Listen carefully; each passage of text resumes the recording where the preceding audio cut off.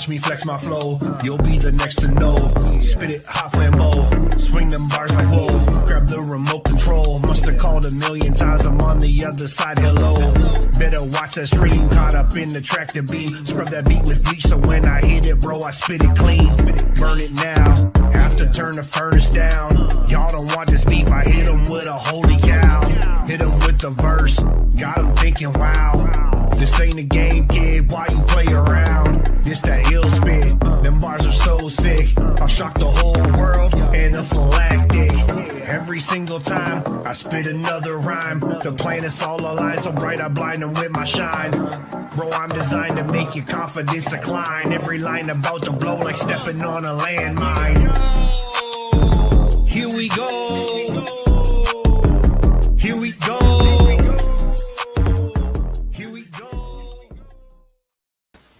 All right, what is going on? We have a wicked show, no pun intended, with none other than Douglas Schufeld. He is going to talk everything Wicked Weekend. We also have the Otterville, one of the interviews. We'll save that for a little bit later.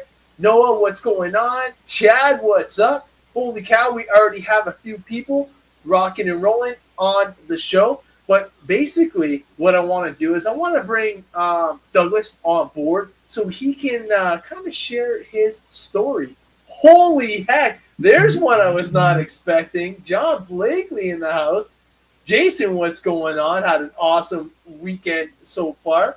And Matt, man, what a stacked event already. So what I want to do is I want to talk about Wicked Weekend. I want to give Douglas an opportunity to kind of share his story. We'll kind of like start off with like the trip there, what the drive was like, and see kind of what the whole adventure was all about. So without further ado, you know what I got to do. I got to bring this guy on board.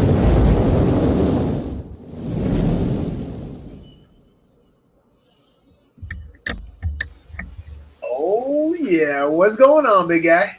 Not much. How about you?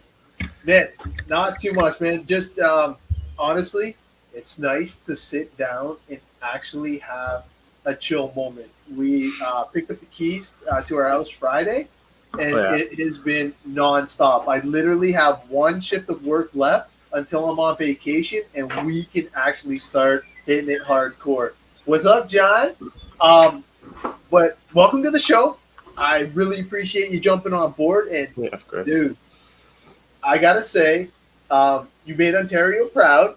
Everybody was stopping in and out of the pits, and thank you, John, for hooking us up with the Wi-Fi. We had it on the big screen. We had everybody coming over. We actually had it covered so we could see it no matter where the sun was at. And I know Matt was there, Derek was there, even we had Monty and all those guys stopping by, and it was cool.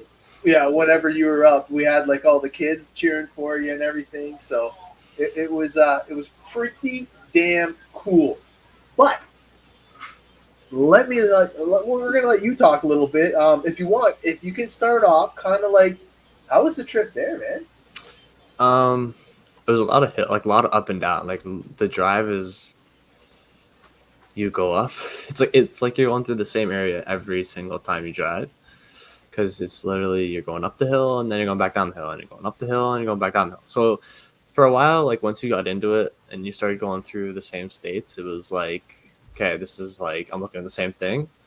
And then it was like pretty funny too, because I'm looking at going like the cities aren't like on a flat ground; they're just like in between the mountains wherever there's a dip. And I'm like, okay, that's great. But no, it wasn't as, it felt long, but I mean, realistically, once it got down, I was like, okay, it wasn't that bad. But I mean, by the time we got in on a Wednesday, I think it was actually the Thursday by the time we got in.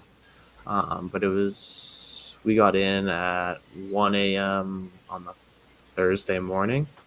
You had no choice because you had a course. Yeah, and then I really didn't have a choice just because I took an advanced English course. So I had to write my exam the Wednesday, so I couldn't leave any earlier.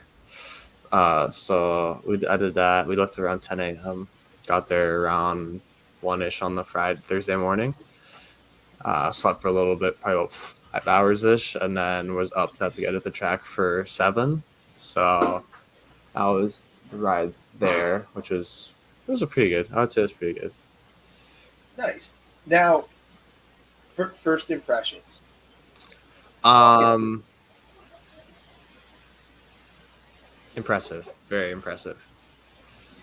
Because it was the you couldn't actually see the track. Like when I got there, I wasn't actually allowed to go on the driver's stand because you need a stand pass. Yep. So I get there. At first, I was like, "Whoa, this is like really surreal," because it was like rain or shine, you're racing. It was really good. Um, and then the other thing was like because I was playing with a lot of techno guys. Because it was my first big race event in the U.S. with the team.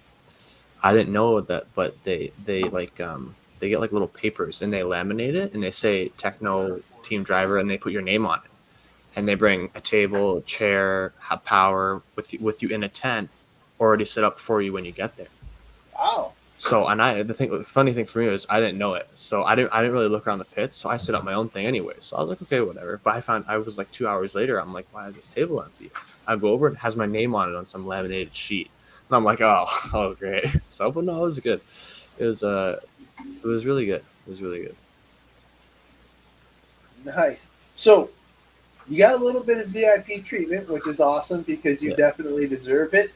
You are the main guy with the Canadian techno team, without a doubt. You definitely are the fastest. I know Rick Endler tried to take your spot at the Nitro Blast, and he at least A-mained it, which was nice to see, but I think he was the highest finishing techno, if I'm not mistaken. So it was definitely.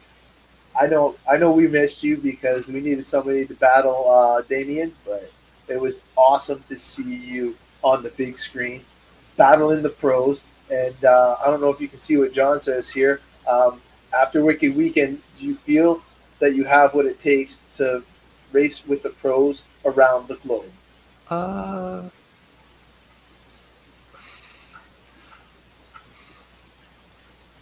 I Dude, you were like a tick off, man. I mean, I feel like yes, but I feel like there's still a little gap that I kind of need to suck up.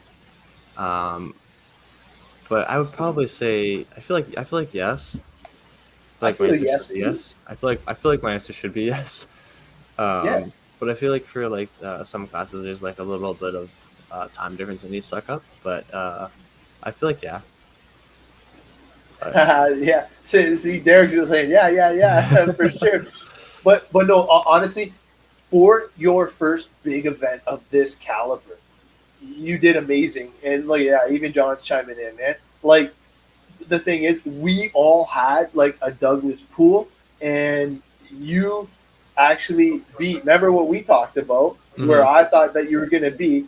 You actually beat it by 4 spots. So the e buggy, um, I honestly thought that you were going to do a little bit better in e buggy. So you missed the e buggy thing that I wrote down by 2 spots. So shame on Yeah, you that was I literally had that in the bag, in the and bag. what it was is you go down the straightaway and it's like a little S, and then you come over to this double. But the double was short run up, no kick, long double.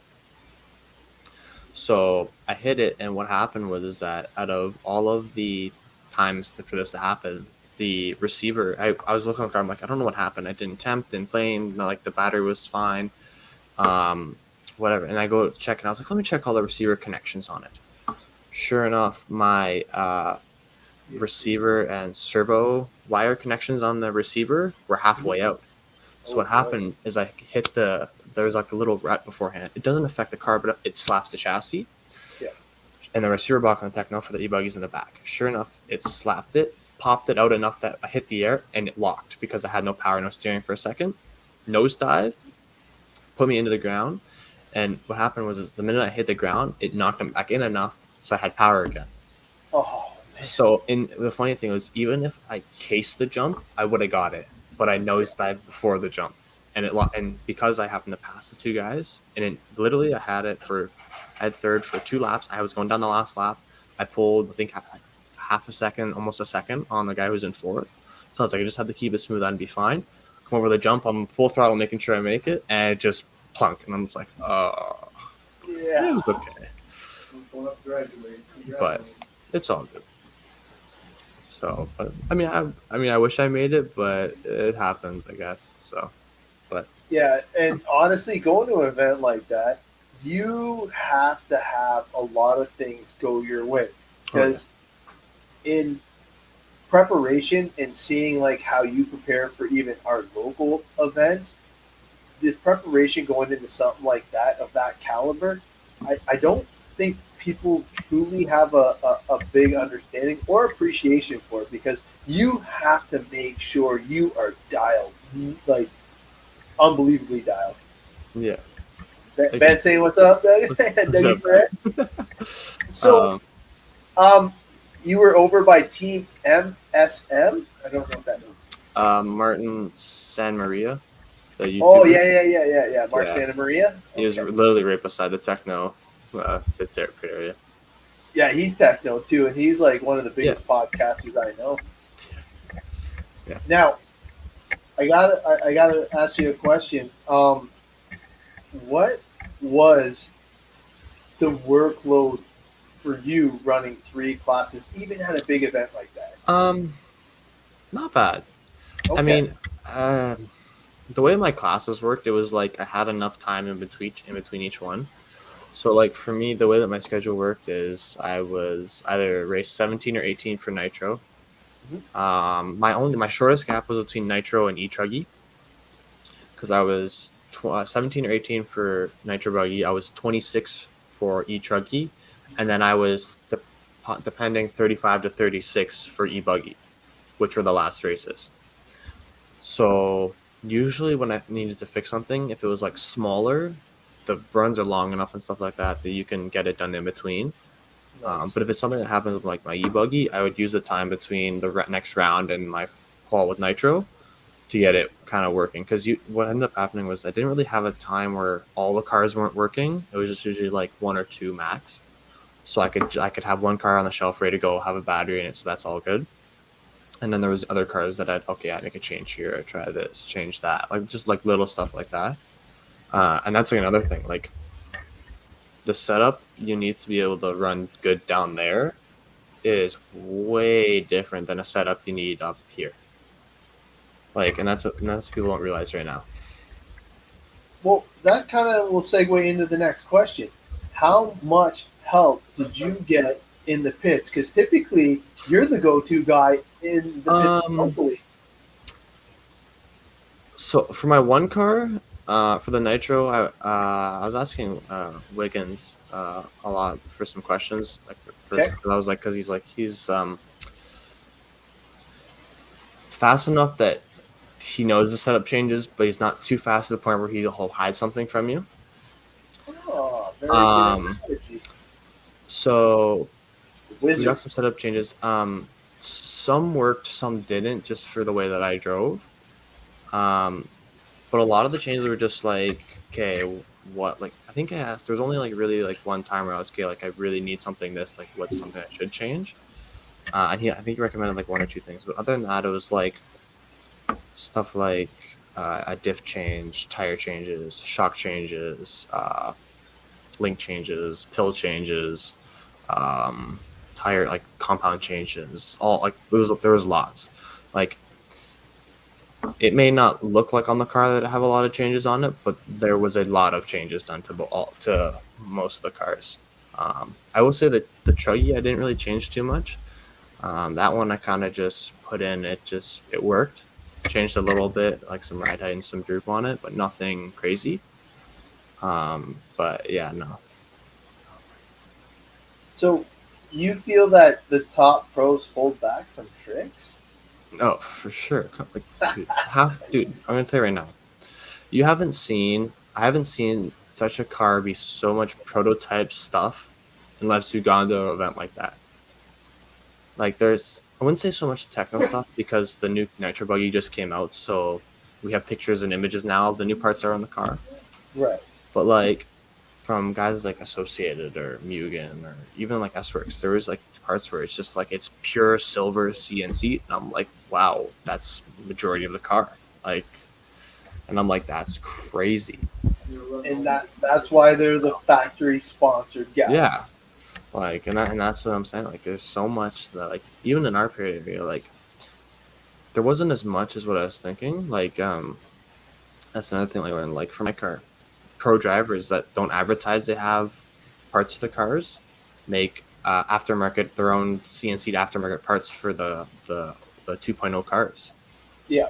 And stuff like that. Like, I had no idea. Like, Seth Van Dalen Oh has, man, his dad's a genius. yeah, he has his own company and everything that makes parts for Techno, for like CNC and all the drivers and stuff like that. But he doesn't promote it. He doesn't say anything about it. And if you know about it, you know about it. If you don't, you don't. That's just the way it is. Well, now you know. Yeah, so it's like there's so much stuff for stuff like that. But I mean, just the amount of stuff that I learned is crazy. Well, did you pick up any new techniques from the event, re-driving tips, or any other parts? Parts, no. Driving tips, you want to talk about using all of the track throughout the whole event, that's where you go. Because at the start of the weekend, the track was beautiful. By the end of Thursday, we were getting little ruts here, little ruts there. By the end of Friday, the end of the straightaway was completely gone in the center, to the point where you'd have to go down the straightaway, and you had literally a car length of width down the inside pipe, and you had to take it, or you were significantly slower if you took the middle. Wow. We took that all the way through Saturday, and then after that jump for my e-buggy nosedive, at basically any spot was heavy braking and heavy acceleration, the track blew right out. So that under that jump, the center of it again blew apart, because you come off that jump, you would turn the wheel and pin the throttle, and the car would just stick. That's how hard you could drive the corner on that. Wow. Yeah, so the grip was good. So it was good, but just for that section of the way that the car is stuck, everyone was doing it. It worked. Yeah. After a while, it blew out to the point where I could stick my whole foot plus into the rut. Like, it was brutal. Like, if you were running to do a Marshall, you'd have to watch where you stepped, because you could roll your ankle. Twist your ankle. Yeah. So then you came to a point where you had to come, again, one car length inside of the pipe. That was pretty much majority of Saturday. Then Sunday rolls around. That's one car length now that you have on the inside of that pipe is now completely gone. It's now blown to pieces. So now, instead of being able to come through it smooth, you're now coming in, braking, hitting the rut, watching the car do God knows what, and then keep going. By the time the truggies rolled around for the A1, A2, you were 50-50 on the end of the straightaway. You either took the inside completely, or you went wide and cut in between ruts to get into the corner, so you didn't upset the car. So you were just completely guessing when you went down. That's insane. So, like, the track conditions were always changing throughout the entire thing. Oh, yeah. That's insane. Because, you know what? I think that if you're doing anything... Oh, you're good. Sorry. Are you still there? I messed up there. I'm sorry about that. So basically, if you weren't staying up on the fast lines, you could get into all kinds of trouble. Oh, yeah. You could have went from the top of the A to the bottom of the B within whatever. And that's the same thing, too. Like, I didn't really figure out the setups on the car for me until the last qualifier. Like, that's what kind of killed me, too. Like, if I had the setup on my e-buggy, Nitro buggy that I had at the beginning of the weekend, I would have probably been, I would say, significantly into the bottom of the A for e-buggy, and probably top of the B for Nitro, probably. And that would have just been because you had more confidence, or it was just easier to drive? It was just set up, just for, because what the car was missing was, because a lot of the times, like, the e-buggy wasn't as bad, but like the Nitro, everyone was kind of struggling with the finding of grip. So, and everyone kind of really didn't figure it out or find it until kind of, the pros had it, but anybody who like didn't really have experience with it didn't really figure it out until the end of qual day, or like the end of Saturday. And I happened to be one of those. And that's like, if you look at my my e-buggy, my last run on Q3, my run, which was pretty much flawless except I had one mistake, which one mistake down there is huge. Like it's 5-6 spots. I was sitting 13th overall at the end of the qualifier when I had one like pretty big mistake in my e-buggy qualifier. My nitro buggy, I was sitting overall. I ended up falling 27th. My last qualifier, I was sitting 20th, and then my e-truggy, I was pretty much third the whole time. So, Well, speaking of E-Truggy, how did it feel when you're ahead of Lutz? he drives well. Like the one we got, he drives well. But my thing with e-truggy is, my first qualifier, I had, oh my god, okay. They do an IFMAR style A1, A2 down there, meaning they take your one best result and that's how you finish. So think of your A1 and A2 as a rocket round. Your fastest paced seats you for your top 5 on the podium. Wow. So like my first run on e-truggy, I went from the first lap, I went from 4th to 16th in one lap. Because the guy in front of me, there's the step up, step down, and then the roll before the straightaway there. There's like a step down. He stuffed it in the corner, and I tried to go around and hit his rear tire. Instead of just spinning him around and me keep going, I went on my lid. So I had the battle from 16th, and now I'm battling up all the way up to 5th overall. I almost had 4th on the last lap, but what happened was at the last lap, my like battery dumped, and in my head I was like, I should have more than enough milliamps. I'm like, battery dump, what's going on here? I ended up later figuring out after A2 because actually it was funny because in A2 Lutz made the mistake first corner, so it was like me and Tater's RP. Was it Tater? Yeah, Tater's on. It was just like we were gone. But my thing is because of A2 the thermal, I wanted to make sure I drove it more smooth than fast and pushing it. So driving, Lutz comes up. I don't know. 3 minutes later or whatever, sits behind me for like 2 laps, and at this point I was just like, I'd rather not risk my third because I knew my pace was good than try to battle for second and overheat the car. Yeah. Come off the track with my third, had a third overall pace. Later to find out that the reason why it was the battery dumping issue was my fan on my ESC wasn't working. It stopped for me. So I'm going around, and I'm in 10 minutes on A1, but A2 had to keep it smoother, and which it's killed my time a little bit, but enough that I was fast enough to keep ahead of the other guy. But my fan was cutting out. So, and I didn't figure that out until after the fact. So, I mean, do I feel like I could have battled with Lutz? I feel like I could have. The car was there, and my pace and speed was there. I just didn't want to push it to the point where I was like, okay, I want to make sure I have at least something. So. Yeah, because you didn't come home empty-handed, which is awesome. Yeah. Going to your first big event, coming home with some trophies. Nothing wrong with that. Yeah. So, John wants you to chime in, and you have no idea. I did the track walk 4 times the whole weekend. Wow. One time when I got there, I did it one more time when after the day of practice. So I did it twice in one day. I didn't do one on Friday because they have what it's called a shakedown, basically. Okay. So you have 5 minutes. You can run as many cars as you want during your 5 minutes to get used to the track for your qual 1. Wow. So I didn't do anything on the Friday. Even after my qual 1, I didn't do anything. Saturday morning, I walked it. I did it 5 times. My bad. I walked it after the first qualifier in both my cars on the Friday. To see how it was kind of running out. Saturday in between quals. I think it was Saturday in between quals. I did it between Q2 and Q3, and I did it first thing in the morning on the Sunday morning. I walked it again.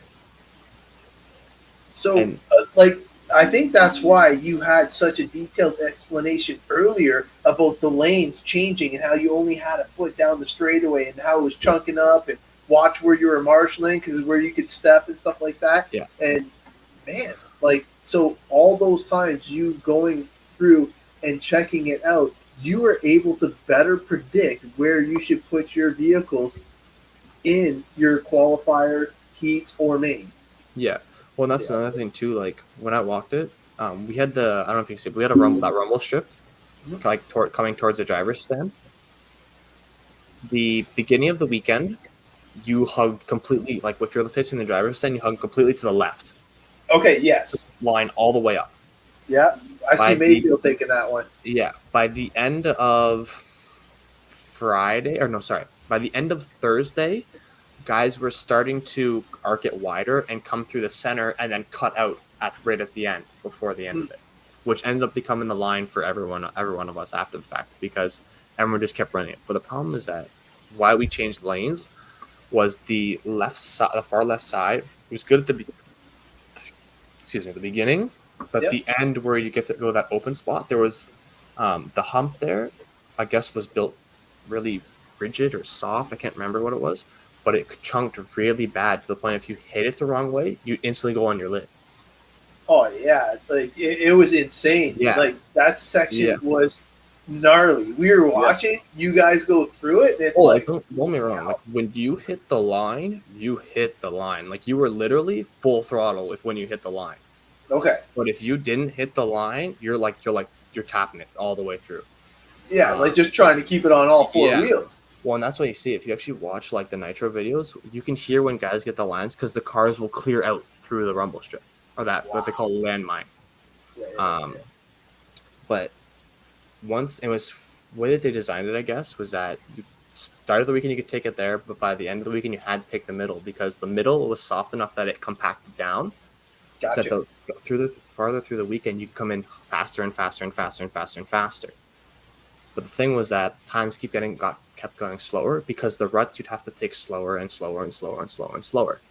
So the time you're gaining on the rumble strip, you were losing when you hit a rut. Elsewhere on Yeah. the track. And that's why the track walks are so important because you got 100%. To see the elements as they were changing real time so you could be better prepared. Now, was there anything that you saw on the track that would have made you go back and change other settings on your buggy? I'm guessing maybe the ride height, but that's about it, right? Well, that's the thing too. Like, because some of the changes that I made on the car was ride height and droop, I ended up, even though the track was more like rough and rutted, I ran a lower ride height than what I would run at like Otterville. Really? Yeah. The jumps look big though. The only really rough one that was kind of hard on the cars was right before the straightaway because you came off it and if you didn't know how to whip the car, you were struggling because you had to come off and whip it so that you could land, literally turn and pin coming onto the straightaway. Yeah, just have to whip it every lap. Well, if you actually watch it, you can't see it and. You can't really see it too much with like my Truggy just because I have it because I'm so aggressive on the power. I have it where the tires. I try to get the front tires as not ballooned as possible. Right. You come out on the straightaway with my E-Truggy. I land, turn, and the first A1 I was turn and pin, and you couldn't really hear it, but I'm turn and pin the full time, and I'm not letting off until the end of the straightaway. See that wasn't bad actually, because what happened was that. Beginning of the weekend, it was good. Then it started to create a lip, which was okay because all you had to do was, I say all you have to do, but it chipped out far enough that if you arced it, the car would, the side of the tire would grab it and it would kind of like shoot you around like a Daytona. It was almost like a burn. Yeah, but it was tiny enough that if you caught it the right way, you could get around the corner without having to worry about it. And then even later progressing, we hit it so much, we wore down the berm to us flat again. So there was a section that was about a car and a half, 2 cars wide, that by main day, by e-buggy, well, I think e-buggy it was, you could come in and land flat again because we actually just took the dirt down again to make it smooth. So it wasn't as bad as I thought. So, guys, I see that you guys are asking questions on my actual Facebook page. You got to try and do it on the comment section so I can share it with Douglas. I am trying to bounce between both of them, but if you can, try and get it over here. So, obviously, we watched a lot of the pros run. We watched all of your runs. We also left it running throughout the whole time. So we actually got to see Sportsman, and what you just described there did not happen in Sportsman very often. He's like, It was funny. I ran my e-truggy A1, or no, it was A1 or e-buggy. No, sorry, I marshaled. I think it was either e-buggy or e-truggy. Right right. after the race, I had to marshal a 30-minute, 40 plus nitro buggy. Oh, okay. Oh, sorry, it was after my e-truggy, and I'm like, and the way that they did it, it was right after race 31, which was my B main e-buggy. It was all A's from there. So yeah, it was right after my B main e-buggy. Right, the minute you hit the right after that, it took. I will say that once it got into A's, they gave a half-hour break. They drizzled the track with water and then blew it off, so that it was fresh for the A's. But it was A main nitro buggy 40 plus. Then it went sportsman nitro buggy A main. Then it went intermediate nitro buggy A, pro nitro buggy A, and then it went all the way through. So there was like between 4 or 5 races, you had like 3 hours because of how long it was, because they're all half-hour races. Yeah.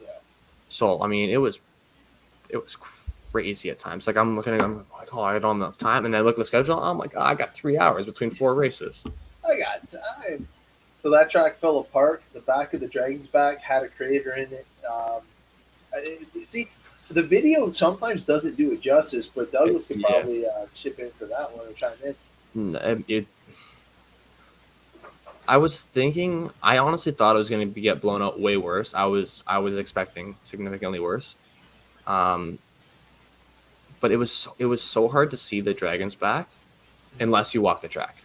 And it was one of those things where, again, if you're at a pro level, you can adapt quick enough that you didn't really have to walk it.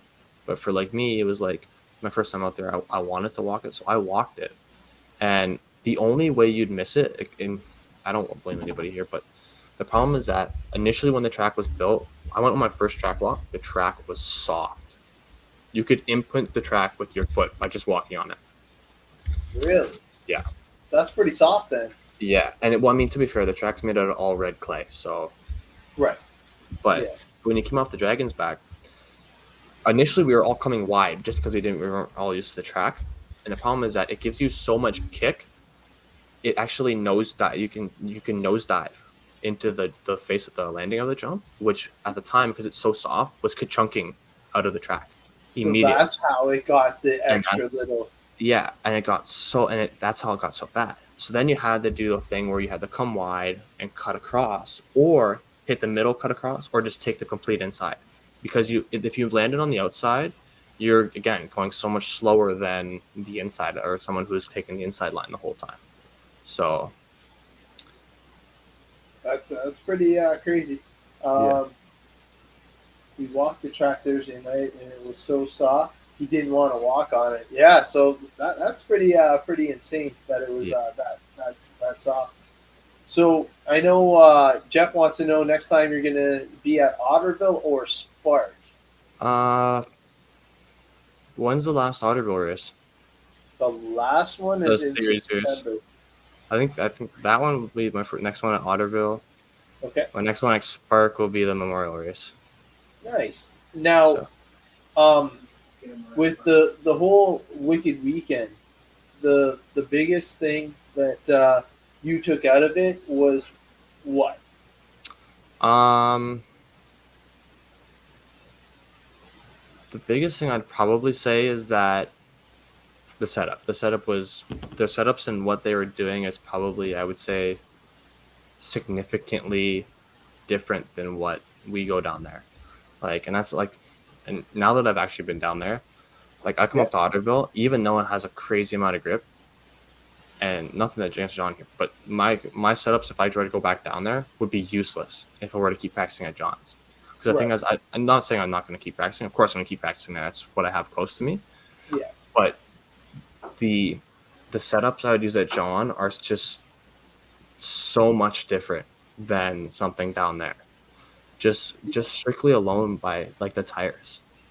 Like up at John's, you're using soft long wear, potentially medium long wear or mediums.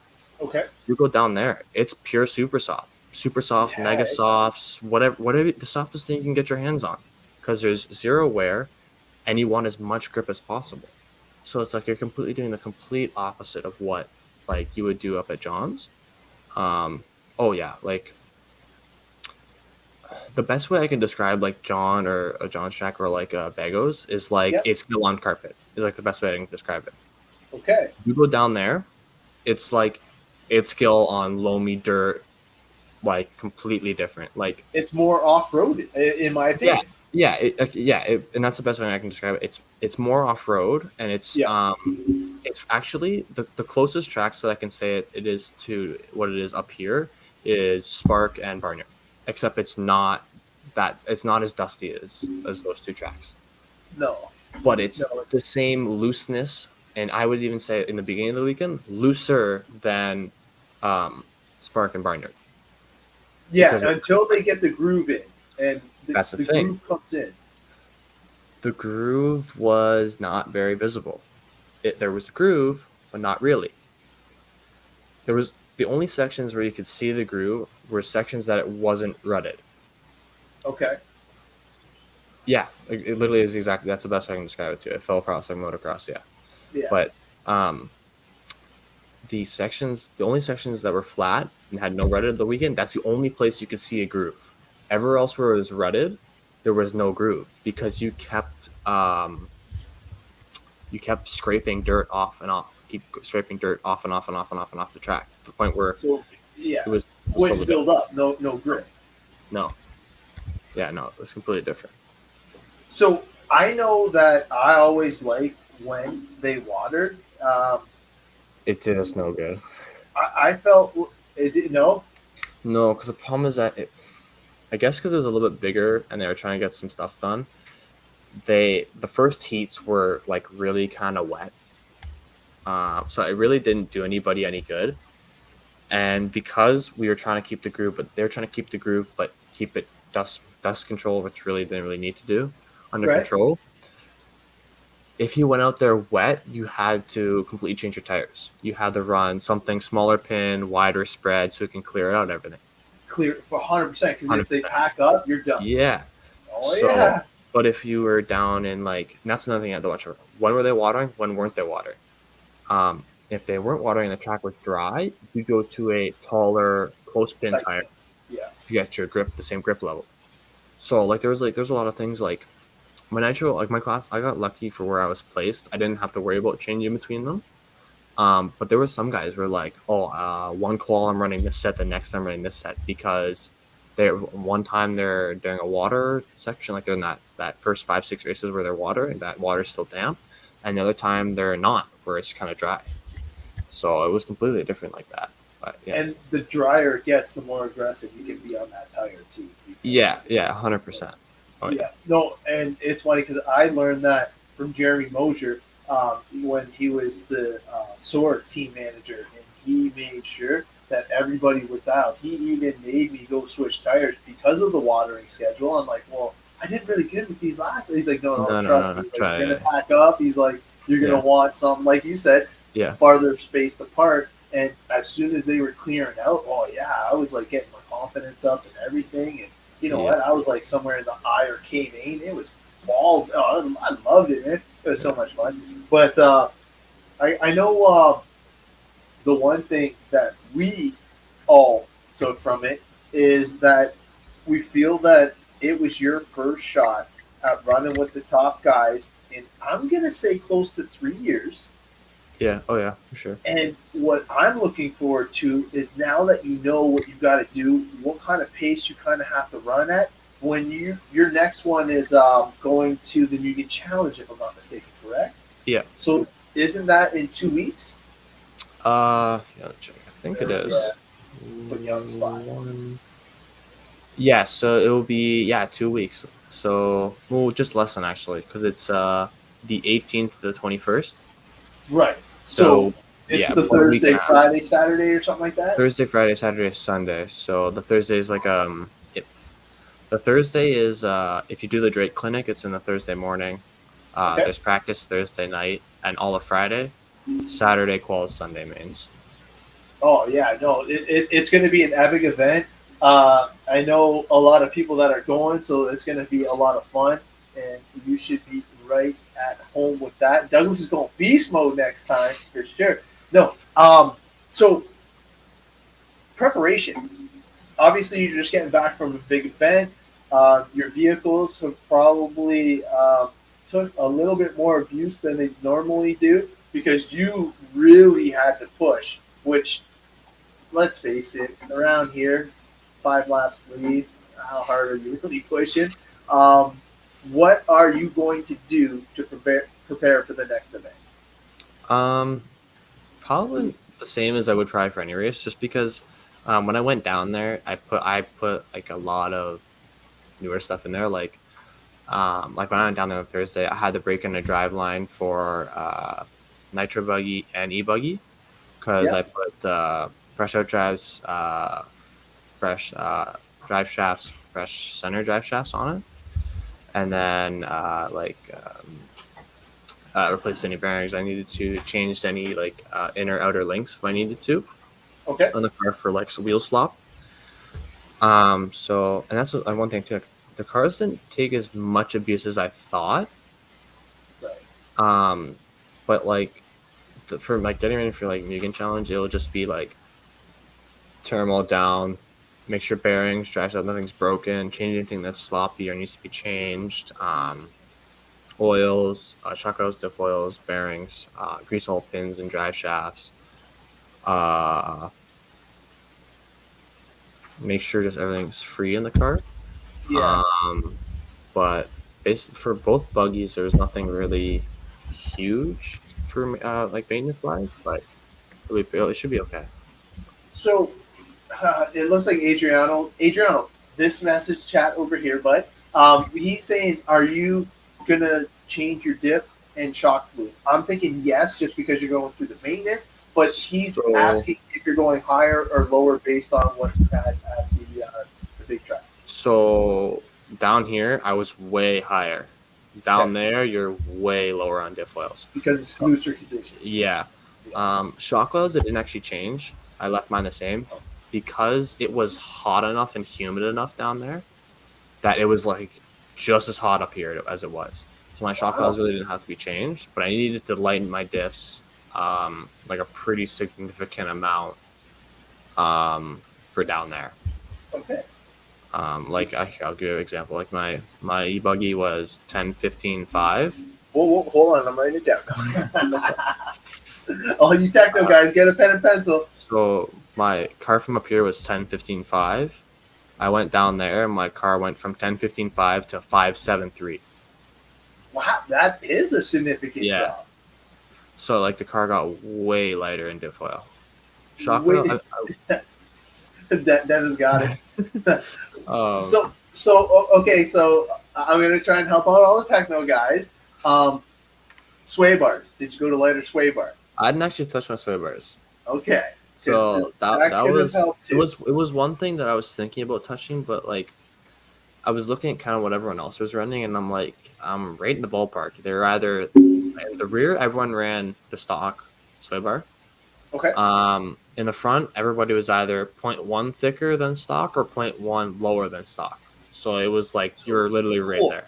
Yeah. So I was Everybody like, okay, I'm not really gonna try to change that. So I was just trying with other stuff like a big change for down there was playing with pills in the car, trying to get the right pills for that setup. Another thing was making sure you have the right tire and tread pattern, and then there were like, people don't realize like you can get away with the wrong tire up here and be okay.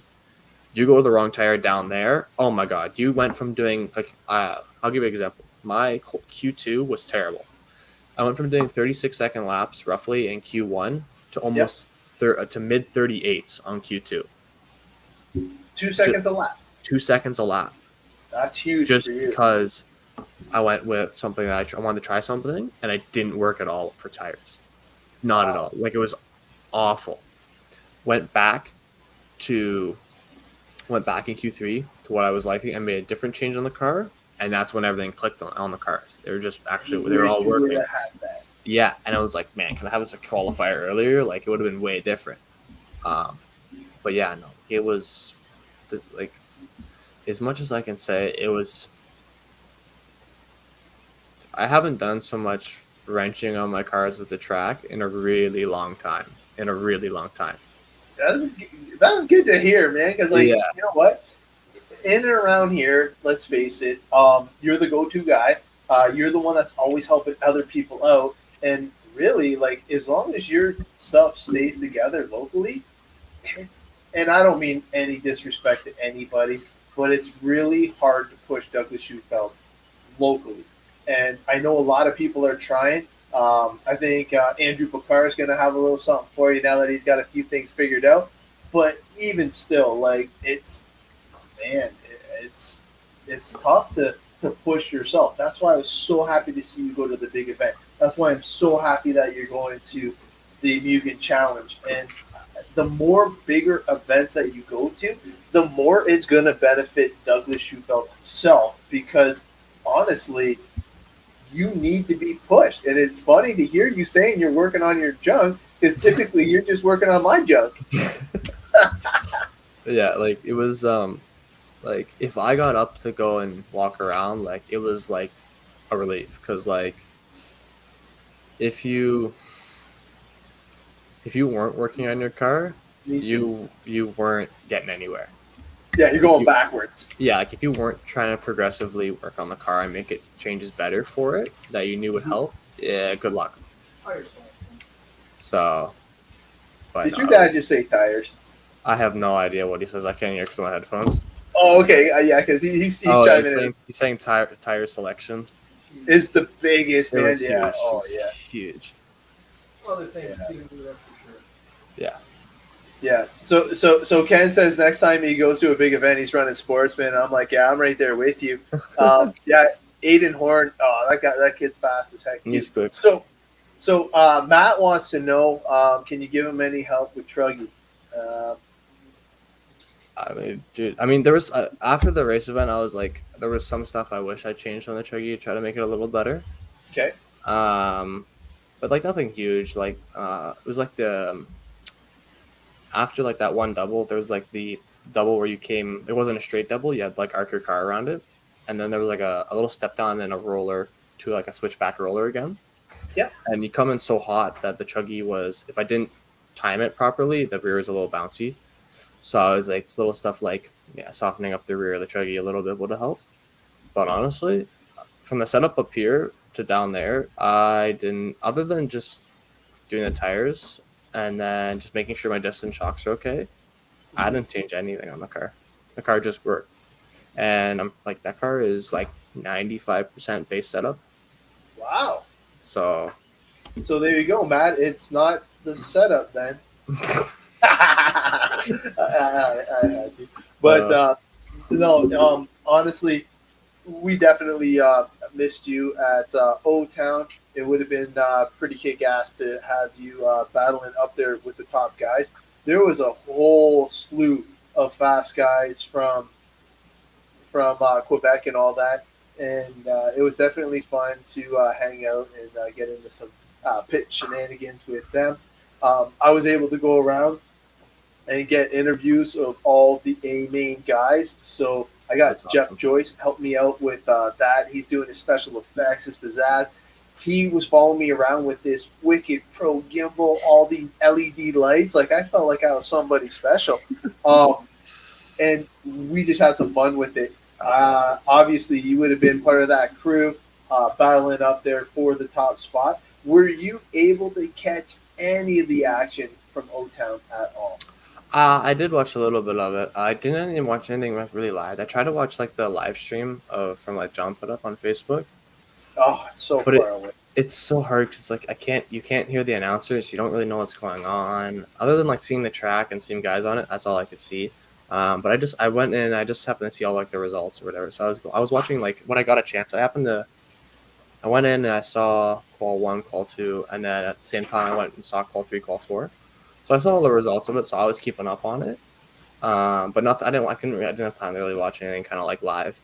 But yeah, because you were busy. I figured you'd get caught up on the trip home or something like that. No, I had like there was like other than like the Saturday night, that other than like late, you were finishing around like 7 or 8 o'clock. So like I would go in and check, or like even in the middle of the day if my cars were working, like stuff was working, and I had like a little chance, I'd go on my phone, I would check it. So I was trying to keep up on it. Yeah. Yeah, it was weird. I'm thinking I'm slowly going to transition into mechanic, kind of like what your dad's doing, and like I happened to make the A main, so I couldn't even get the filming because you know how I was going up to the Yeah, Oshnads. yeah, I try yeah. and pull. Yeah, I couldn't do any of that stuff. Like for me to make the A main is just not normal. So It's it good was a though. lot of fun. Well, it was because John did 4 bumps, right? Yeah. So it made it feel like anybody had a chance, Yeah. and it definitely was something cool. And like for me, yeah, being in the A main, like yeah, John just said the camera coverage definitely has to improve. Yeah. And man, yeah, I missed being up there and messing around with like Brandon and hyping up the races and like I hate to admit it, but Matt, when I was doing the baby truggy, it's got almost 1,800 views of the baby Yeah. truggy, like the baby Yeah. truggy of all classes. Like Yeah. holy cow! But Yeah. I just enjoy promoting the hobby, having fun with the A main guys, watching you guys put on the show, and kind of bringing it up to that next level. Because let's face it, the local tracks that we have, if we don't promote them and get it out to new audiences, we're not going to see this hobby grow Yeah. in the areas that we love, right? So I'm definitely Yeah. trying to be a part of that as much as I can. But we'll have to get some better cameras. Maybe I'll have to sandbag it or something. Just stop at the beach. But no, it was a lot of fun. Like I said, we definitely missed you, and I do wish you the best at the Mugen Challenge coming up. Appreciate Obviously, it. that's going to be your next race, right? Or do you got anything in between? I'll be at Barnyard next weekend, so I gotta do a little bit of testing there. So I'll be there. Nice. Now that's Saturday, correct? Yeah. Yeah, it's a Saturday. Yeah, I think we're gonna have a pretty good Esports team there. And the one thing that I have to say about the Nitro Blast, I'm trying to make a tent area big enough so everybody has power in an area, kind of like what Tegan did for you guys, and that way everybody can just show up and it's already all set up Esports. Because the communication that we were getting from Andrew and Jordan for setup, Yeah. oh like that's how I was able to do so freaking good Yeah. was with their help. Like Yeah. I would have never have tried standing my shocks up and doing all the weird stuff and the pill placement and all that stuff. Yeah. You know me, man. I'm like, oh, I'll clean my tires in Cow RC it, but that's Yeah. about it. You know? And Yeah, sometimes the Cow RC makes me faster, most times not, but it makes me look good anyway. So I was okay with that. So Peter is going to the barnyard on the 28th. So that's going to be at That's the weekend the after. you get challenge, right? No, that's that. So that's actually the weekend of Quebec Classic. Oh, okay. You're going. Are you going to the classic, right? No, I don't know. I don't have any plan to go to the Classic. Okay. Yeah. No. See, like we're basically in move mode, so it depends on what we can pull off Yeah. and what permission I can get from the wife. But like, until we get into the new house, it's gonna be sketchy for me to Yeah. get to anything. The one thing guarantee I have is John's race, so thank God. John always holds the spot for Ross Racing, but we're going to be rolling up there and having some fun.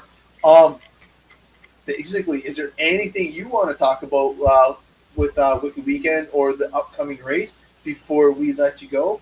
Other than like, I talked with some techno guys like Jared Wiggins and Joey Borden. They both know what John's track is. So Really? yeah. So I was trying to explain when I was trying to ask Jared about like, hey, that car doesn't have like this. This is like the track that I come from. Can you change it? He's like, oh yeah, there's that track in Ontario. Blah blah blah blah. He's like I couldn't remember the guy who owned it. I was like, oh yeah, John Otto. He's like, yeah. He's like, I grew up on the track. So he knows what it is, and everything like that. But no, it was good. I mean, like even Joey's like, yeah, I gotta get up there one day, one of these days, come up and race there. But no, like honestly, it was an amazing event. I mean, if you can get down there, get down there because it's awesome. Like it's just one of those things where it's an experience. It's an experience. Any race time entertainment event is an epic experience. Like I Yeah. don't care what anybody says. If you have an opportunity to get to one of their events, Yeah. it is a bucket race thing for sure. And like for the Americans, John's track is an epic event. Like that is a bucket list race, and the bang for their buck that they can get for coming to Canada is like next level. And Yeah. oh man, I am bugging a lot of pros to try and come down and race at O Town. So I know as soon as they drop the restrictions, I know Yeah. that all of our friends, Richard Holtzman and Shannon and all those guys, they definitely want to come down and race at John's again, and it's just a matter of time, right?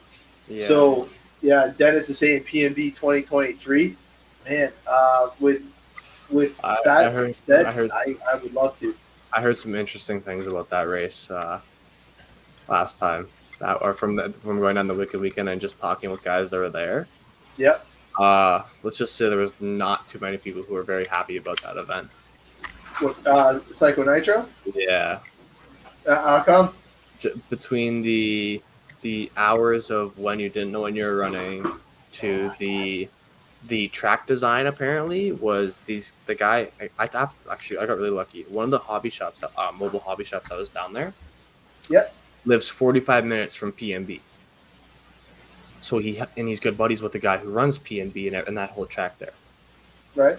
So he's talking with the guy, and he's usually the guy that lays down all the pipe for the track. So I'm talking with him, and he goes, I was like, so how was like PNB and everything happening? Talking about tracks in Ontario, Canada, blah, blah, blah, blah. And he's like, oh yeah, we went to PNB, and he's like, I saw the track. And he goes, the best way I can describe the track to you was, he says, this year, he says, it was a large 10-scale track widened. He goes, the way that everything was designed, it was for, other than like the jumps, he said, like the lanes, like the way that the small jumps were all made, he says it was like a 10-scale track on steroids. And he goes, between the track being rutted out, he said, honestly awful. He says, I've never seen it worse than any other race event. And the way that the track was designed, like there was one spot. Everybody kept complaining about this because at this last PNB, they had like I guess like refs, I guess, so to speak, that would watch you to make sure you don't cut anything. Okay. Well, I guess if there's one spot on the track that you could just jump it, and you could jump 10, 12, 15 feet. The back section, yes, for sure. So, and Dylan, how I heard it was between Dylan and a couple other guys. So Dylan saw me, he's like, yeah, I go out there, and I was like jumping at 1 or 2 feet, and my dad's like, hey, like watch, you might get flagged for that. So he comes back in. He goes and watch Mason Fuller go out there. Mason Fuller goes out there, jumps the thing 15 feet. Yeah. 15 feet. It's fun. Yeah. Yeah. And they're like, what? I mean, how I knew it? Gord is losing it, apparently. So Gord goes out there and I guess tapes what's happening or whatever. Okay. And goes, hey, like, this isn't right. Can you, like, do something about it? He goes, it's too far out. We can't police it. So Yeah. they go, hey, whatever. Everyone started defending it. I was just going to say that. Yeah. All the pros started doing that. Yeah. But And I was just like, oh my God. Hey, do you remember the guy that was on the sword team that showed up with that big truck that was been with us? That's who he's talking about. No, Ryan's with Eswick now, but the other guy, Cole Caston, no, he's with Associated. Cole Caston? Yeah. He's techno. Oh, he switched to techno now? Yeah. He's actually just pitting with Joey this weekend. Oh, okay, because when he left Sword, he went to Associated first. Yeah, him and his dad were with Joey and his dad. Yeah, they're awesome people, man. We had a great time with them. But no, the guy that you're talking about, he was pitting with us at Wicked Weekend as well. So it's funny that you're saying that because he did the pipes at PMB as well. He basically, drives some kind of weird truck or something like that. I forget exactly. Okay. Yeah. But no, that's a small world, man. That's awesome. But no, I mean, it's good. You got to talk about your Tebow story because we did that off air, and I wish they would have caught that. Which one? So, basically, like how he was able to get to. So like it was funny because Tebow wasn't there all of Thursday, so he missed all of the option A practice, which was from 7 a.m. until 10 p.m. that day. He makes a post of I set my alarm an hour too late and just caught my flight.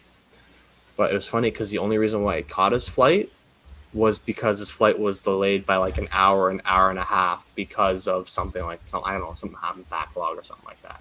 So the only reason why he caught his flight, and he came in at like 7:30, 7 o'clock on Thursday to have his stuff all ready for like the 2-hour window on the Thursday night and all of Friday to make sure his cars were all good for the Friday night. And another thing on Tebow, dude, that guy's so nice. I bought what was it? A bunch of fluids from him. Yeah, GPP stuff. GP? Yeah. Oh my god. Like, you want to talk about oil? Oh my god, the guy's got like totes. Like, yeah, like it was funny because he had so much oil, he didn't even bring it with him. He had to get someone else get it for him and bring it to the track. So he had his whole rental trailer. It was a Jeep SUV. It was just packed full of OGO bags. In between the days, he had to stick between his 4 OGO bags and Graham Hill's 2 OGO bags. They were put in some guy's trailer, so they had 6 OGO bags. They put in his trailer, and he had big totes of oil that would sit in the back of his SUV for the night. He pulls them out. His back of his car is just oil. It's just pure oil. Diff oil, shock oil, whatever you want. It was just in totes in the back of his car. It was crazy. I was like, oh my god. Like, it was just absurd. Absolutely absurd. Oh, there's What's up, Steve? What's up, Steve? Yeah. Because I know. He was in both the Truggy A1 and A2s. So those were the probably best ones to watch. And then I'm not sure the numbers of the other ones, but do you want to expand in on that? Nitro Buggy C main was 15. That was Saturday night. I bumped from that to go to race 26 on Nitro Buggy B. Okay. Race 26 for Nitro Buggy B. Race 31 for E-Buggy B main. 37 for E-Truggy A1, and then 45 for E-Truggy A2 was the races I had. So, but yeah, no, it was... Actually, do you have access to a keyboard or anything like that? Yeah, I do. If you could just type, 15, 26, 31, 37, and 45. Yep. Well, the Right 15 there. Yeah. But the 15 to 16 or 15 to 26 is just a bump from Nitro Buggy C to Nitro Buggy B. Yeah, which is awesome to see, though. You getting the fun, dude. Yeah, man. Like you should have seen us cheering, man. Because like when you're in the spot, and then you weren't in the spot, and I was like, oh man, like come on, and like, oh dude, you were making it exciting for us, man. It was awesome. It was crazy. The A mainers aren't bad, but the J mainers are the real fast guys. And Jay for just joking it. But no, that's awesome. Like Tebow is definitely they're all super nice people. Like, and that's people don't realize. Like, they have their game face on all weekend. But I mean, go to approach them. They're super. Like, they may not look approachable, but they're super approachable. Like, and it was super funny because like what was it? I think it was Thursday or whatever. Was that the Thursday or the Friday? I guess Joe was happy with his cars, and I guess Joe and Tebow are good friends. Joe was over in Tebow and Wiggins' pit for like 3 hours, and they're just talking, laughing. It's hilarious. Like, you can just hear, like, the whole pit can just hear them like laughing the whole time. It's super funny. Heck yeah, But, man! Like yeah, that's what it's supposed to be about, though. You know what I mean? Yeah, Going it there, was hanging really out, good. fun. Yeah. For sure. Man, you should see the interview I have with Steve, man. The bands, it was awesome. Yeah, and it was funny because you know how his kids we're hanging out in the Ross Racing pits and all that stuff. We actually gave him a few stickers. He put one on his little RC car he was driving around. So he had the S Works Canada sticker on there. So that was kind of funny. That's awesome. And then his brother put one on his back. So he had an S Works logo on his kid's back. And it was awesome. They were running around, having a good time. Well, I had a stack. Yeah, the one on your pit board, I put on your pit board, so it was like kind of hidden. I hid it underneath this thing, so I put an S Works Canada on his pit board in the pits, so his kids saw it, and like my stack, I had a little stack in my pit area. It went missing. Then later on, me and John, we saw stickers all over the place. Yeah, it was awesome. So they went and tagged everybody. I felt like it was JQ all over again, you know? Like, it was, anywhere you looked, it was like S Works Canada. It was so much fun. That's so funny. Oh, yeah. We had a lot of fun with the kids that weekend. That's awesome. And those were the pictures that I sent you when they were in the pits. Like, it was Andrew. It was Johnny Rocket. It was like the band's kid. Like, it was, oh my god, it was so much fun, man. But Brian and Bryce were both there.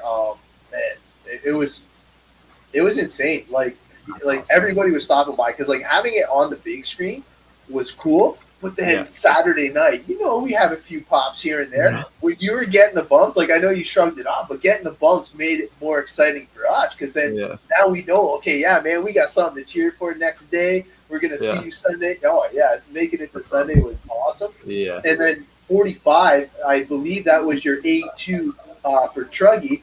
And, dude, you did not disappoint. So it was like solidified taking home a trophy. Where is your trophy anyways? Actually, like right here, like literally right in front of my computer. Let's see it. Can you reach it? Yeah, give me 1 sec. All right. Oh yeah. Yeah, he's got to show off the hardware, man. Look at that, eh? Sorry, give me a sec. It's like it's huge. Like it's literally, I can't get it in the picture. It's literally huge. Yeah. Like it's bigger than my Truggy. Weekend. Yeah. It's literally huge. That is massive. No, because it's like taking up your whole chair. Yeah, like it's literally, like honestly, it's probably 2.5 feet long. That's awesome. Yeah, like it's really cool. That is super sick. Yeah. So, Wicked Weekend's in the books, and you're heading to the Mugen Challenge. Yeah. What is your goal for the Mugen Challenge? Probably definitely A for all 3 classes. I'd like to be in the A main for all 3. Yep. I'd like to get a podium on at least one of my classes. Awesome. I'm hoping if I get anything more than that, I'd be thrilled. But my goal right now is A's for all classes and then 1 top 5 podium for one of the classes. Is the kind of the goal right now. So. Yeah. No, and honestly, I think now that you got that little taste, you know that you got to put in work, and I think that truly the sky's the limit now that you kind of know, okay, no, this is where I'm at, this is where I want to be at. Yeah. What do I have to do to get there? And hearing you say that you have to work on your vehicles is kind of, wow, you know, like it's about freaking time. And it's cool to hear because I know you're up for the challenge, and I feel that it's going to give you that extra push that you needed that we really couldn't do here, and hopefully see you be the next kid. Like honestly, it's gonna be a lot of fun for us cheering you on again. Yeah, it's gonna be lots of fun, and I love changing this, getting it better, learning stuff. Like and that's the thing too. Like before I even ran my mains, I learned so much just before the main day. I was like, yeah, I could go home. I'm happy. I'm good. Like I'm good. Like just because like that's so much like I learned, and I was like, oh my god, it's like really good. Like that's so much like that's how beneficial it was for me. Yeah. So it was really good. See, when you're around people of that caliber, you can't help but learn stuff. You know what I mean? Like 100%. 100%. Like it was. Now, no, go ahead. I was just gonna say like it's the stuff you pick up on of like even just regular maintenance stuff for like how they prep their tires or like just little stuff like that is like so huge. Actually, you know what? With tires, were you gluing foams or not gluing foams? I've never glued foams in my life. As Or I know nobody did it down there. Okay. There's no like, as far as I Training. know, there's no like benefit to it. Okay. So like, I mean, I've seen some guys do it just because they think it's better for a little bit higher grip. The foam doesn't move. If you glue the tire properly, I don't see the foam moving this much this way, anyways, just because it's in there snug. So I mean, I've never. So No benefit. at least that I've seen no benefit. No. Right. No, it's good to know because it already takes me long enough to do tires normally, let alone freaking doing it the other way. Yeah. Cool. Obviously, you got to give a shout out to your dad for getting you down there, 100%. and all your sponsors too. Oh yeah, I wouldn't be able to do it with either one of them. Like, and that's like that they help so much. Like, it's unbelievable. So, but yeah, no, I just want to thank definitely my dad, and because I wouldn't be able to do anything without him. And then Techno Summit, Hard Hobbies, Orca Alpha, JNT Bearings, B Pro, T-Works, and Stag CNC for all the help and support because it's always really good. But yeah, but no, it's just awesome. But Bodies by Brandon, man, hooking you up. oh too. yeah, sorry, yeah. No, I got to give him a little props. Yeah, no, he did. He really helped too because like, what was it? We had bodies like just regular bodies painted up, and I wasn't sure if I was gonna get them, so I literally got them the Tuesday morning before I was leaving. So my whole Tuesday was like literally cutting, trimming, making sure all the bodies were good for the Wednesday when I went down. Because and that's why I waited so long to make a post because my cars are ready on like the Sunday. Yeah. But I didn't really want to make a post just in case bodies are coming because I don't want to make two. I didn't want to make two posts. I'll just do one, get it all the way. Thanks, Brandon, with your bodies, blah blah blah. Cars are ready. So that's why I waited till Tuesday to make the post. But yeah, dude, you did an amazing job on them. Man. It looked great down there because everyone has like their own body down there, and nobody like when you go down, nobody's got a plain body. It's like it's all nicely painted in there like that. So it was great. It was really good. So, they looked really good too, man. Yeah. He did a really good job on them. So cool. That's why I actually switched it to the Bodies by Brandon logo over your head. I appreciate it. No problem, bud. Well, hey, I'm sorry. I kept you for the whole freaking hour this time. Okay. Yeah. Oh, No, it was an awesome chat. What I will do is I will cut you loose and we'll see what's going on after the Mugen Challenge. We'll try and have you on again so you can talk about your wins over in the States finally and get that monkey off your back. But, dude, I appreciate you coming on. And thanks, man. It's all my pleasure. What I'm going to do is I'm actually going to post it up earlier because the earlier that we post it, the better it is over in the comments, even though there's still a few people that are commenting on weird links. But I am able to get a little bit more comments on the show, which is always awesome because it makes the show a little bit better when you can communicate with the people that are actually watching real time. I'll cut you loose. But if you want to check it out, we're going to share the Nitro Blast. Yeah, we got the interview with TQ and the eventual winner. But this was before he knew that he was going to be the winner, and it's a pretty good interview. It's only I think Jeff got it down to 8 minutes or something like that.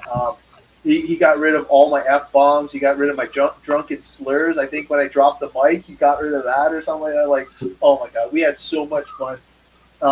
Bugging everybody. Steve was awesome on his interview.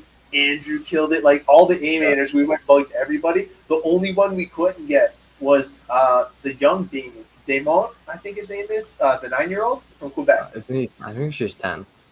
Yeah, or 10. You're right. Yeah, 10 now. Yeah, Damon or Damon. I don't know. It's like French. I know who he is. Yeah. And you know me with names, man. I'll kill it. Holy cow. But no, man, I appreciate you jumping on, and we are going to switch gears and go back to the Otter Cup. Or sorry, no, good job, Douglas. Oh, Tammy's saying good job. I appreciate it. Yeah, we're going to go back to Otterville and get caught up with some interviews. Thanks, Adam. All right, see you, bud. All right, man. Thanks to Douglas for coming on board, man. He made Ontario proud, and it was awesome to see how good he did at the Wicked Weekend. Um, we're gonna bring this on board. Jeff, oh, you know what? I gotta get rid of one little thing there. There we go. That way we can keep it full screen for you guys. But this is the interview with Damon Leonard, and he was double TQ at the time, and not sure if he was going to win it, but here we go. Let's. We're live Nitro Blast 2023, and we're sitting with TQ Adam Ross. And of course, it's Damon TQ, fastest guy on the planet, and he's taking names, and you know what? I don't know what his expectations are for tomorrow, but what do you think is better? Nitro or your bug? I like for sure. Fast, yeah. Normally comfortable. Okay, I'm shocked. Is this thing will dial the plant that you're running well? Is there anything you're going to change now that you don't want to that? Probably just changing on my car sometime. Probably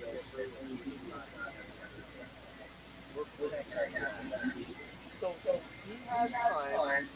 Not only nice, actually TQ to like they knew before. I don't even know who drove this thing. It's like super clean. Did you drive this today? This guy entire property, 212 entries, Damien, number one in Q2. Number one and two. Yeah. Really fun.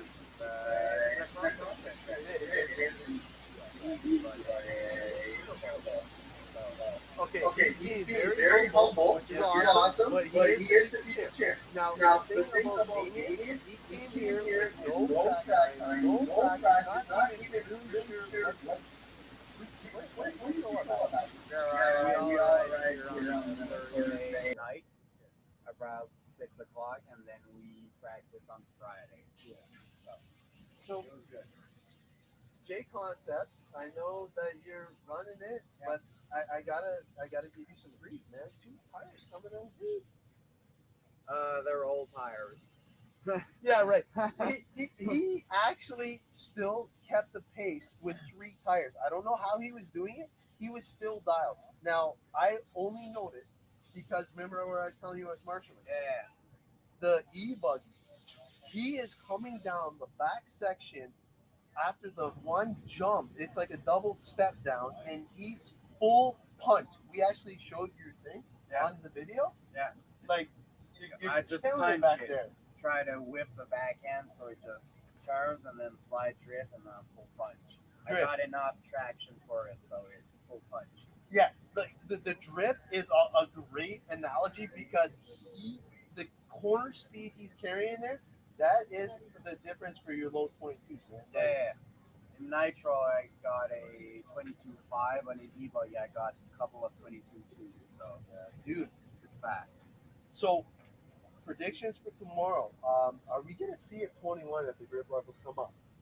Maybe on stiffer compound with the sun out and water with the oil. Probably. I'll try my best. Okay, so if 21s are achievable, I think this might be the guy to do it.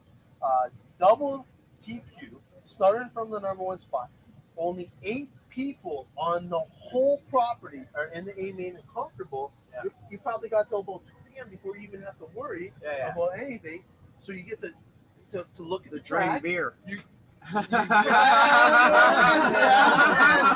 right. So you actually have time, and the team you have is amazing. These guys are awesome, and thank you guys for coming. But with the team, are they going to communicate back to you what changes you should do for the main? Yeah, for sure. I'm always going to be there on the track watching what's going on and see what tires they're on and all. So, yeah, we communicate. We're a good team. So We're doing good as a team. You guys are a good team. You guys are the #1 team at the Nitro Blast 2022. Yeah. Bagel, man. There's a lot of- Associated. lot of- Yeah. Yeah. You guys are awesome. You guys are killing it. And hey, one day I hope to be up with AE. We want to get the tents. We want to get the setup. You guys are the benchmark, and one day we want to try and get there. Yeah. I hope you do. Well, the thing is, you guys are actually the whole package. You guys travel together. You guys keep it fun. You guys make it fun atmosphere where you go too. So honestly, it's exciting to see. The next big race is the Quebec Classic. Yeah, coming up in August. And then what do you have after the Quebec Classic? Maybe want to go to San Diego, SDRC. Oh, Top Gun man. shootout. Yeah, so he We'll see. We'll wants see. to throw his hat over in the States. Yeah. Now, for you that don't know, Bagel Racing actually went to the United States earlier in the year, and these guys were all battling with the best in the United States. Not an easy feat. Now, we were talking about the track conditions and stuff like that, like racing in the Silver States. State. It's not easy. You come here, it's Brutish. really different. But when you're driving beside Testament Cavalieri, Yeah. it's a stress you never experience, so it's not the same. So he's talking about driving against pro drivers. I'm in the amateur class, so I don't know what that's like. So I can Very imagine. strong. Oh Very my strong. God! So Even you sportsmen is stupid fast. okay? So he's with the pros, and he's intimidated, and he's like the fastest guy on the property. So you can imagine what the pressure must be like when you're running against people that run more. Okay, so the thing is, I feel that they have more time on the track than you. They practice way well. They practice more, for sure. Right now, you have a full-time job, right? Yeah, exactly. So I work and then I practice on the weekends and all. But Yeah, so that's an unfair advantage for them. And you're still there throwing your name in the hat and Yeah. representing Canada. I Yeah. appreciate that, man. we're It's close. awesome. We're close to their time. Dude, we cheer with you all the time. Like whenever you're on Live RC, we're going for you. Yeah. Ever since you won the championship at Bago at the Quebec, you're like, oh my God, the whole time I've been following you because I didn't know who you were. And when we actually showed up here and you were right there battling Douglas, showing him who's boss, I was like, who is this guy? Yeah. I had to come and meet you, and you guys have been fantastic ever since, man. So I appreciate you guys coming. Is there anybody you would like to thank? And all the support, the company, Bigo, everyone, my friends, family, mom, dad, and everyone Jews for and the strikes. support. Hey, Ty Tessman, there you go. I'm not that religious, so no. No, me neither. no Yeah, prayers. yeah. No. But you know what? I just gotta say good luck tomorrow, man. Yeah, I wish thank you you. the best, and Thank you you. know what? We're gonna have fun no matter what. I'm gonna make sure. Yeah. Yeah. No, you guys always have fun no matter what. Yeah. I appreciate you guys all showing up. I think that you guys are doing a fantastic job. Continue to help everybody out. Hopefully, we'll see you at the Quebec Classic, man. Cheers! Woo! Yeah, man. All right, guys. All right, man. I just have to thank Jeff for taking his time, getting this done for us. And with that being said, we are going to have a couple more interviews. For sure, we got to get number 2, Andrew Picard. He was my personal favorite interview. Steve's interview was kick butt as well. So we're going to try and work on a few more as soon as as soon as Jeff has time. I'm going to work on the echo thing. This might be the last episode ever in this house. We have the new place. I should be moved in. And it's funny because we won't have internet after the 9th until we get internet at the new place. So we're going to have to figure stuff out. But for sure, we are going to be coming back better than ever in the new house. So stay tuned for everything that's going to be coming up. And thanks for joining in. And hopefully you guys have a great night. Until next time, we will see you guys.